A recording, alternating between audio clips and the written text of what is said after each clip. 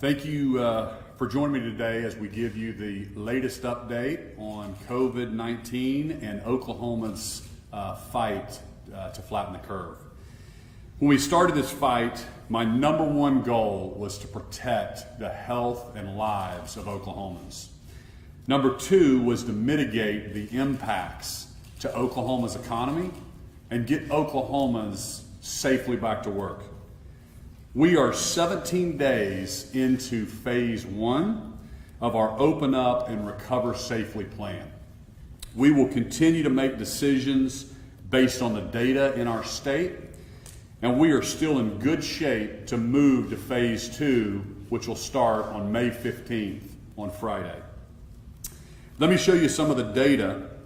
We continue to have in Oklahoma the 8th fewest cases per capita of any state in the country.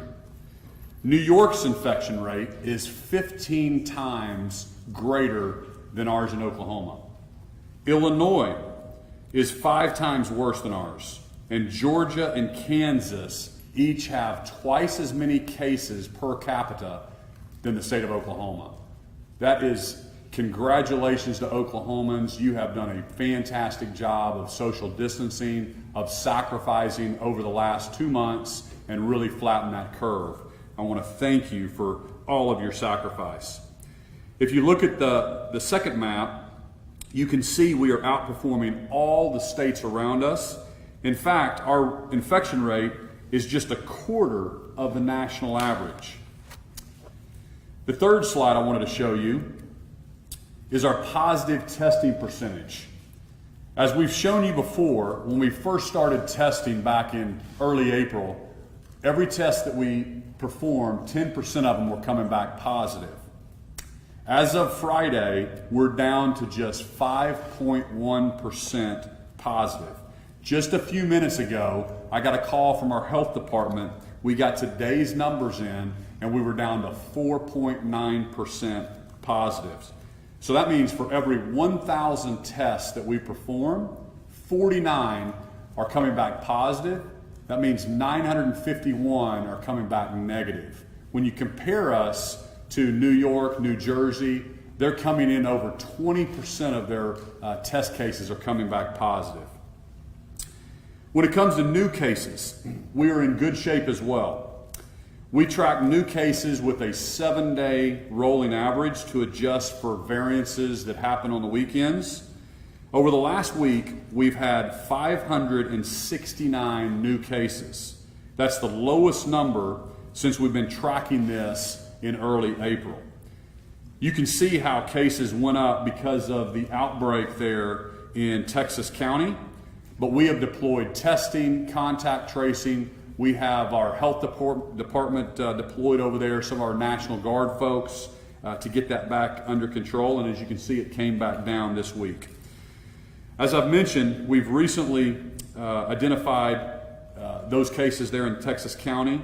And that's why I brought Secretary Blaine Arthur, who's been in charge of that response with the health department. And I wanted her to give us a quick update. Secretary Arthur?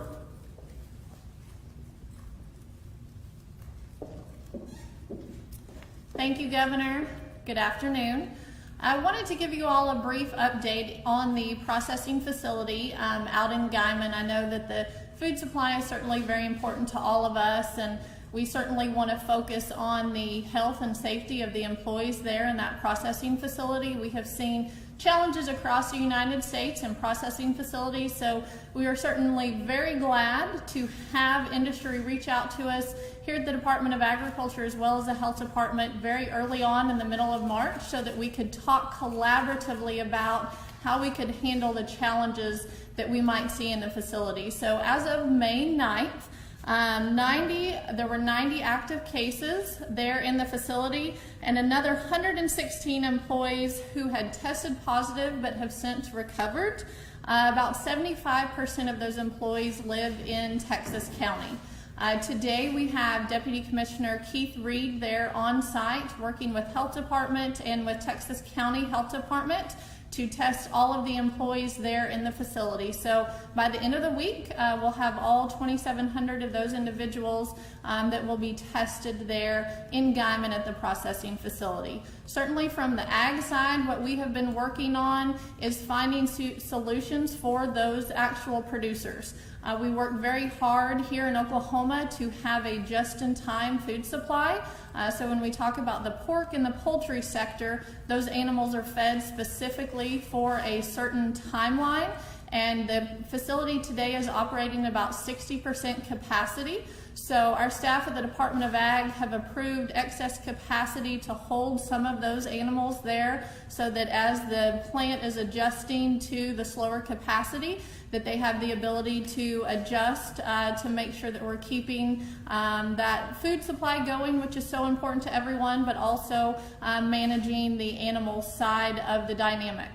We also have very collaborative discussions going across all state agencies. We understand that the capacity is really the issue when we talk about processing. So we have identified facilities here in the state of Oklahoma that have some processing capacity. Some of those have been shuttered in previous years. So we're having dialogue with them about what options may be there. Also, certainly with other state agencies, there's opportunity to have some of that product donated ultimately to the regional food bank through some processing avenues. So lots of collaboration with industry, certainly across all of our partners in the cabinet as well as the state agencies, so that we can ensure there's a continued food supply for all Oklahomans, but that we're also ultimately always making certain that we are keeping the health and safety of those employees there in the processing facility as a priority, and we're working with that company to make certain they're following all the CDC and OSHA guidelines. So a lot of times in the ag world, we say that ag doesn't stop if it's weather challenges or other challenges, and so we're working with our partners to make sure that ag doesn't stop and we keep that food supply chain moving. So thank you all very much. Governor.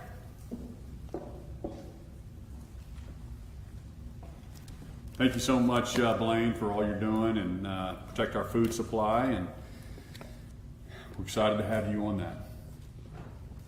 that. Last week, I want to show you the next slide. Last week we performed 25,000 tests. That's a 50% increase over the week before, but our cases remain flat.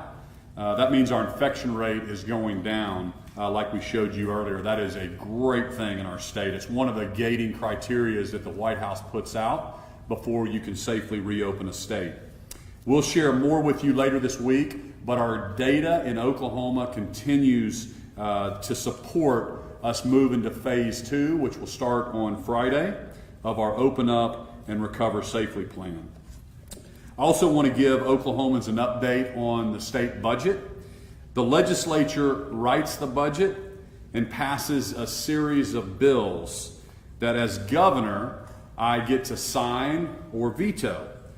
I have an obligation to protect our core services and also to protect the taxpayers of the state of Oklahoma. I take my job very seriously, and that's exactly what I'll do. I received information from Tom Spencer. Tom is the executive director of the Teachers Retirement System of Oklahoma. And I quote, "The TRS portfolio is down $1 billion since June 30th of 2019. If we close the books today, the funded ratio on a market basis would drop from 72.3% to around 64%. I will not play a part in harming Oklahoma's teachers. I want Oklahomans to know that I am vetoing House Bill 2741 and 2742, which would rob from our teachers' retirement fund, our law enforcement retirement fund, and our firefighters' retirement fund. We have made great progress shoring up our retirement systems in the last few years. Now is not the time to undo that progress. These bills will take tens of millions of dollars away from teachers to fund district costs. And it would bring our funding ratio back down to where it was in 2014.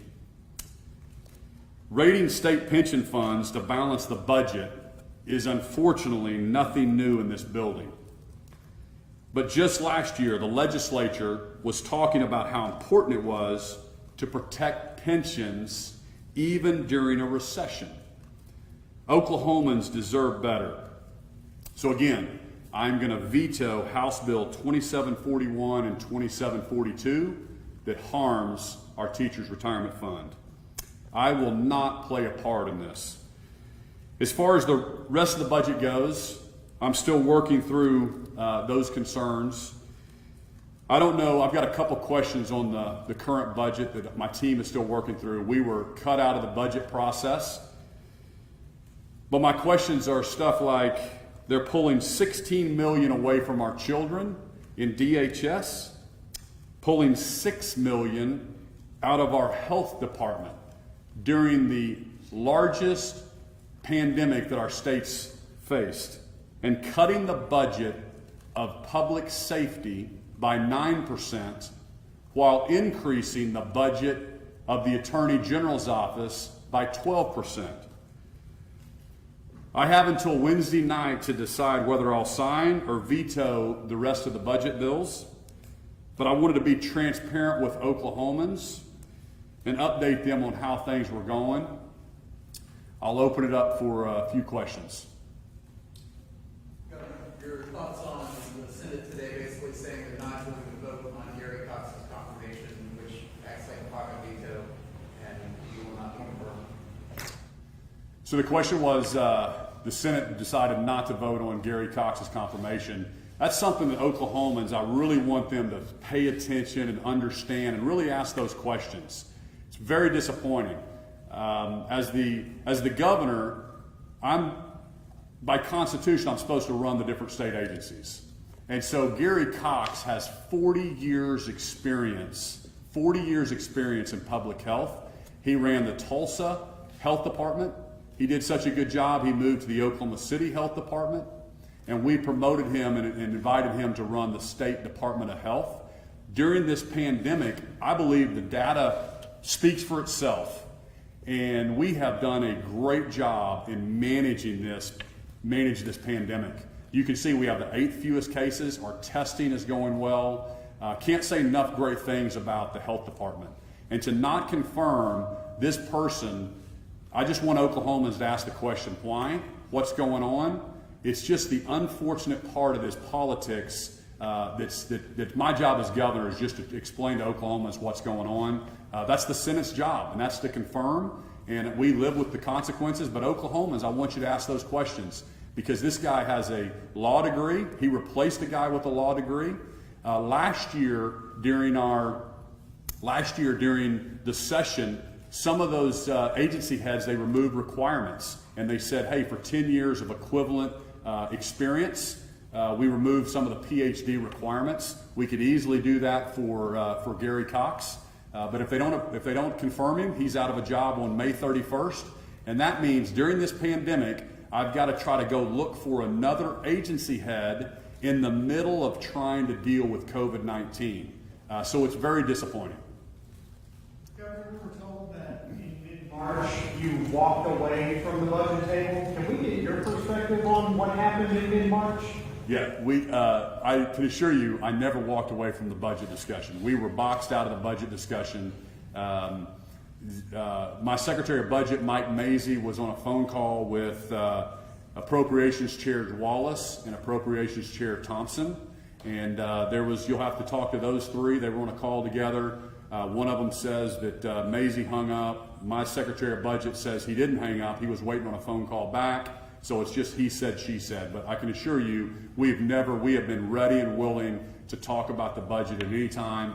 As the executive, think about this: if you're Oklahomans or you're a business person and you're putting together a budget, and you decide not to talk to the people that are running those different agencies, it's just mind-boggling that we're all on the same team here. We're all trying to deliver core services for Oklahomans. We all need to work together. That's what's so frustrating when people get hurt feelings and they're trying to do things outside of what's best for Oklahoma. And I can tell Oklahomans, I'm here, I'm ready and willing, I'm going to look at the budget. I'm only going to sign a budget that's good for Oklahomans and good for Oklahoma taxpayers.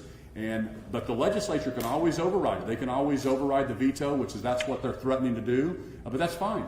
They can. They'll have to answer to Oklahomans why they did these certain things in the budget. I'm going to continue to be transparent and continue to tell Oklahomans exactly what's going on at the Capitol. Governor, and I don't know, Secretary Mazie, if you want to join the podium as we talk about this, but I think the budget chairman that you referenced, Senator Thompson, Representative Wallace, have said multiple times on the record that they sent an email request asking that everybody get together and talk about how the federal money and the CARES Act might be used in a way that could mitigate some of the budget decisions they had to make, right? And they claimed that as of last week, they never received a response to their email.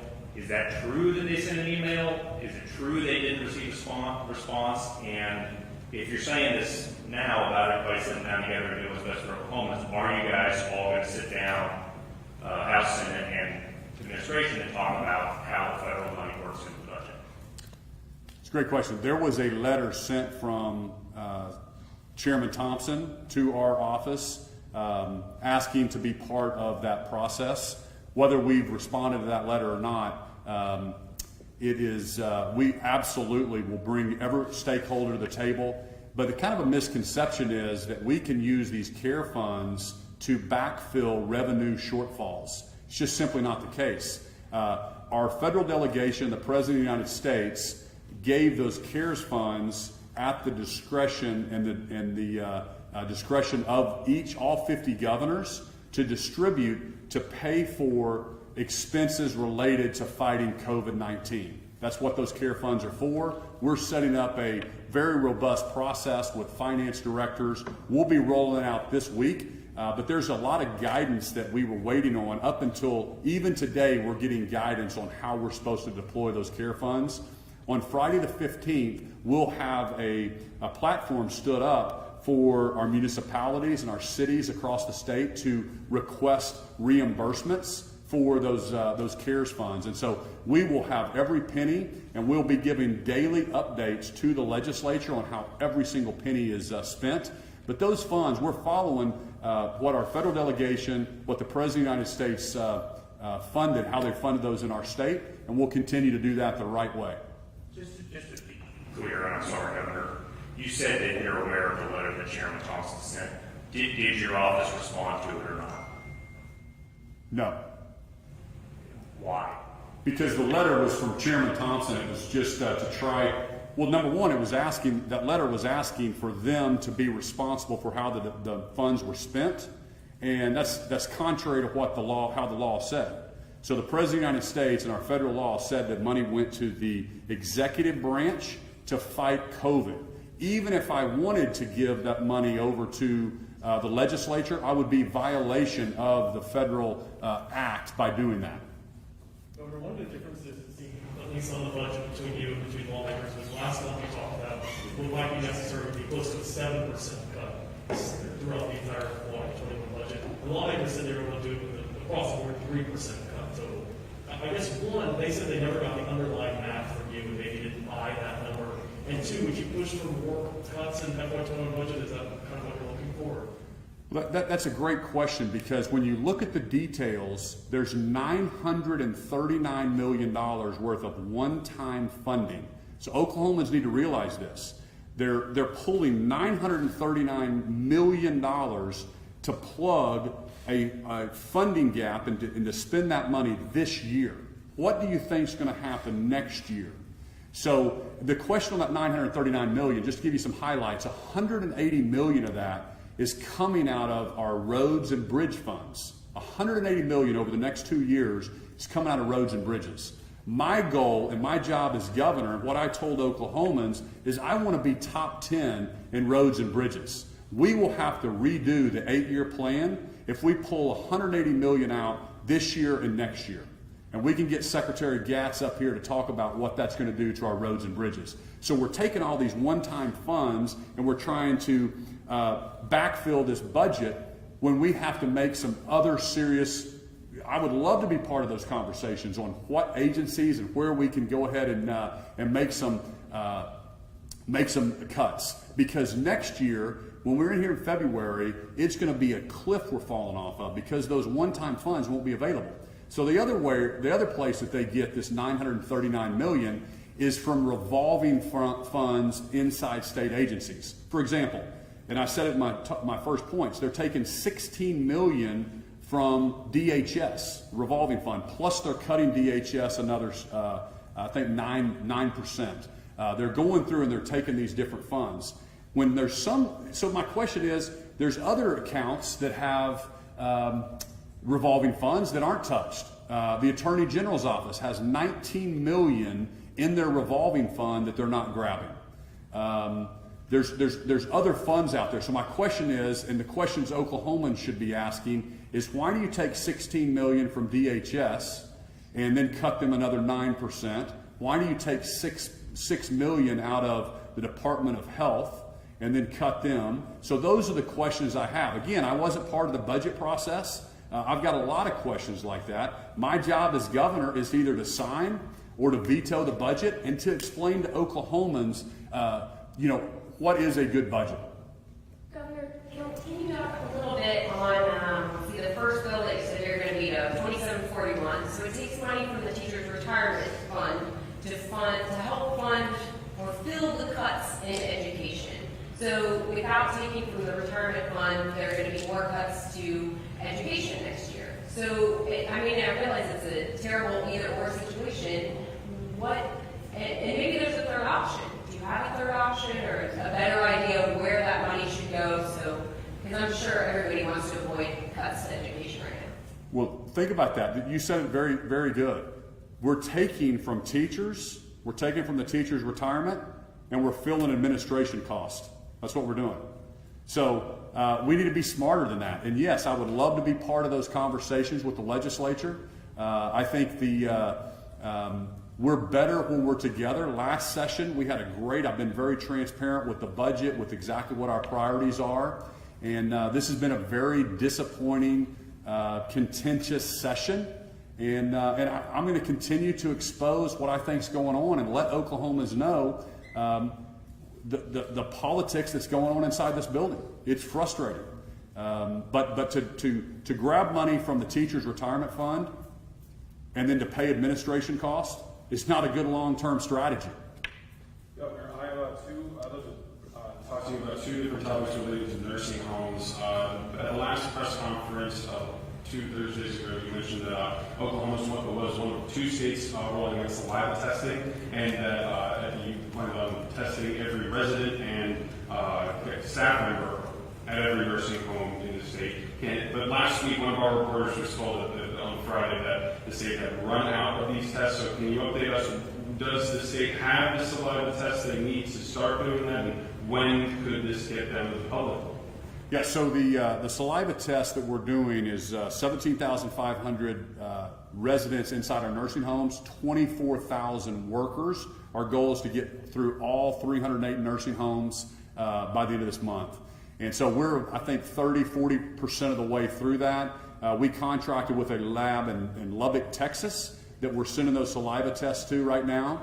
We've been ordering the specimen cups, so we have those. OSU is, I think, days away, or they may already have validated their own saliva test. The reason we contracted with the lab in Texas is because we did not have a saliva testing facility here in Oklahoma that was certified yet. But saliva testing was much easier than the swabs on some of those elderly population. That's why we chose to contract that way. And I wanted to get through all the nursing homes, because if you think about it, that's our most vulnerable population. 43% of our deaths have been related to nursing homes. And so that's also why I have the National Guard, which we gave an update last week, doing a deep disinfectant, sanitizing, cleaning across all of our nursing homes. We've got 11 different strike teams out across Oklahoma right now. And just the other topic I wanted to mention was that nursing homes, and that we've been reporting that nursing homes are pleading for federal and state aid to help cover the cost of protective equipment for their workers and residents. The Trade Association of Care Providers of Oklahoma estimated the cost at $50 per day per resident for protective equipment. And so is relief aid going to be made available to nursing homes through state or federal aid, and when? So I can't speak to the federal side of that, but I will say from the state perspective, we have been sending out PPE. We sent out 2 weeks ago, I think, to every nursing home in the state to provide PPE to them. We have a great system set up where they can also request further PPE shipments, and so we're constantly doing that to first responders, hospitals, nursing homes, of course. As far as an enhanced reimbursement, we're looking at that. We got an enhanced reimbursement at our healthcare authority. It was about a 6.2% increase to pay for some of the Medicaid increase in our rollees, but also potentially to reimburse some of those nursing homes. So we're looking at that. We're also talking to our federal partners about getting that one-time, kind of grant payment to some of our nursing homes, because they are having to pay overtime or paying folks to take care of some of those COVID-19 patients. We're very sensitive to that. We're working as hard as we can to try to get those out to our wonderful partners in the long-term care facility. Governor, whole segments of our economy have lost their jobs now for no fault of their own because of the pandemic. They will not be able to pay rents. Coming up already right here in Oklahoma County, we have hundreds of filings for eviction orders lined up for Monday alone. The ACLU of Oklahoma have asked you to use your emergency powers to declare a moratorium, not to erase, but just to declare a moratorium on evictions over around August there, where the CARES Act effectiveness also comes out there as well. They are asking for broader spectrum than just federally funded, like Section 8 and all that. Are you willing to do that? Well, we're looking at that. My goal right now is to get those dollars in the hands of the Oklahomans that have lost their job. We've had over 400,000 that have applied for unemployment. And so when you get that unemployment dollars in there, the purpose of that is to continue and keep the economy going, which is rent, and it's food and electricity and those kind of things. So we're looking at that. We haven't seen that to be a big problem right now, but I'll continue to monitor it. Did Elon Musk get back to you, and how hard are you really going after him? To my knowledge, Elon Musk has not got back to me, but I know our team, we're working on a site. Actually, we've proposed 3 different sites. This was really unrelated. They were looking for another site here in the state of Oklahoma, or excuse me, across the country, and we were down to the final 3 states. We submitted 3 or 4 different sites, and so unrelated to what he was talking about, they were already looking for an expansion site. Our Department of Commerce is all over that. We've been putting the package together for them. So then whenever he tweeted out his frustration, we thought it was a good time to kind of be top of mind with him, not only on the one site we're already working on, but maybe even for future sites. Did you talk to him about the Burns Flat Spaceport? No. On a more serious note, let's talk about the economy. The $1.3 trillion estimation of the shortfall for next year. I got the sense that was under some of the most dire predictions. It looks like, according to the data, that we're going to get to reopen some more phase 2 on Friday. People can go to the bars and stand far away from each other, which will be fun. But do you sense that since we're reopening the economy, that maybe that would be a change? Have you asked the tax commission to look at any new numbers on the economy as a result of things moving forward to reopen in May? I have not asked the tax commission to relook at that. It was just a couple of weeks ago that they gave us that estimate. I don't want to get too much into the weeds, but our economy, we've had a double whammy. Not only the COVID-19, but also the oil and gas reduction in demand. The pricing has fallen off, has fallen into the bottom. So it's going to be it's going to be a while. We've talked to the oil and gas experts that think it's going to be closer to 2022 calendar year before we start seeing some kind of recovery. We're down to 13 rigs in the state of Oklahoma, and so it's going to be a while before that recovers as well. But when you think about the revenue shortfall was actually 1.7 billion, but since we pushed the tax dollars from fiscal year 2020 into 2021, it was only 1.3. So the real revenue shortfall was predicted to be 1.7 billion, but we had a pushback from 2020 to 2021, so it was only 1.3. But when you look at 2022, which really is 9 months away, we're going to be in here talking about the fiscal year 2022 budget in February. That was 1.7 billion, and then even if you consider that coming back 50%, and we've done some of those calculations, you're still looking at about a $7.2 billion budget. I know I'm getting into the weeds, but there's also one-time cash that we have the benefit from in this year's budget, 2021, which was $319 million carried over from 2019's budget. We're not going to have that one-time cash in the 2022 budget. So there's a lot of things that are going to hit us in 2022. Luckily, we went into this with $1 billion in savings. If you remember, we got criticized last year by wanting to save $200 million. And some of those folks, you can pull out their tweets, they were making fun of the governor about wanting to save $200 million. And I said, the time you have to save is during the good times. Thank goodness we're going into this with a $1 billion savings account, and we're going to spend that in 2020 and 2021. But we have to get a good budget this year, or we're going to fall off the cliff again next year.